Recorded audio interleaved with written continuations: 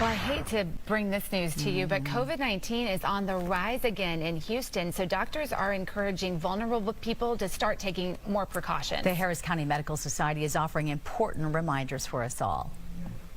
Here we go again. The fourth summer we've seen a spike in COVID cases in Houston.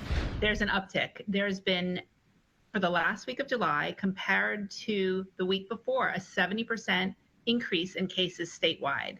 So definitely something to keep an eye out on, definitely something to be more aware about. Doctors believe extreme heat is forcing more people indoors these days, and the germs are spreading. It may also be because of the busy travel season. COVID is a big concern for people like Marion Darneille, who underwent a heart transplant in January. He's now being monitored at Memorial Hermann in the Texas Medical Center, where he received his new heart. 2 days into his COVID diagnosis, and he's still doing well. I really feel like I just have a head cold, honestly.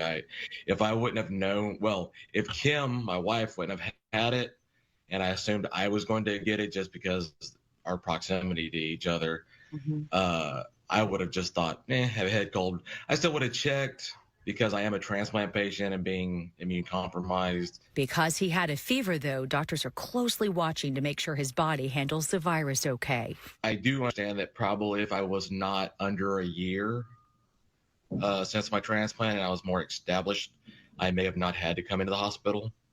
But because I am under a year and it's a brand new heart in my system and I had a temperature, they brought me in for treatment. A huge relief for his situation, but COVID is still dangerous for anyone who has a weak immune system, has an underlying condition, or is elderly.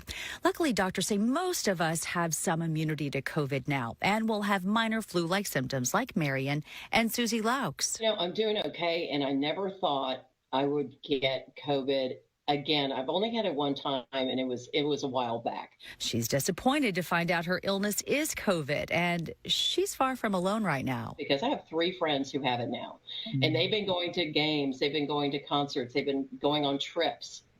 So it's like, no matter how much you wash your hands and everything, you just have to be careful. It's still out there. I'm lucky because my symptoms are fairly mild. I just have a congestion, a little sore throat, but nothing big, no fever. Dr. Sina Corey encourages everyone to get tested if you have cold or flu-like symptoms.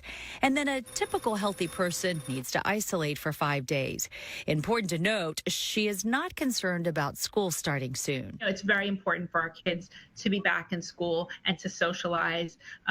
We need them, out there and enjoying life and living and getting their education, but taking precautions. If you or a family member are sick or you're exposed to someone who is sick, get tested. Take that extra precaution, and that can help everyone in the community.